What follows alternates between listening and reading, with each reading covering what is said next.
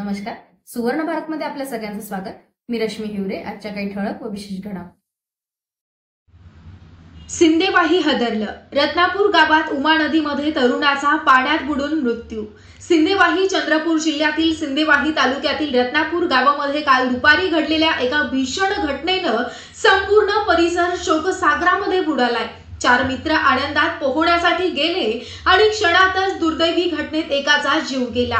मिळालेल्या माहितीनुसार रत्नापूर येथील अनिकेत अनिल पर्वते वय वर्ष 18 हा आपल्या मित्रांसह ज्ञानेश्वर तोंडफोडे, अंकुश दुर्गावासी आणि ऋषभ तोंडफोडे उमा नदीवर पोहण्यासाठी गेला होता. मात्र पोहत असताना अनिकेतचा तोल गेला आणि तो खाली खोल पाण्यामध्ये गेला. मित्रांनी जीव तोडून प्रयत्न केले परंतु त्याला वाचवण्यात अपयश आलं. घटनेची माहिती मिळताच पोलीस पाटलांनी तात्काळ सिंदेवाही पोलिसांना कळवलं. पोलिसांनी घटनास्थळी धाव घेऊन पंचनामा करून मृतदेह सिंदेवाही ग्रामीण रुग्णालयात पाठवलाय. पुढील तपास सुरू असून या घटनेनं रत्नापूर गावावर शोककळा पसरली.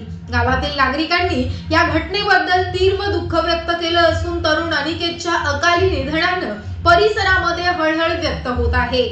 सुवर्ण भारत न्यूज साठी रोशन खानकुरे, विशेष जिल्हा प्रतिनिधी चंद्रपूर.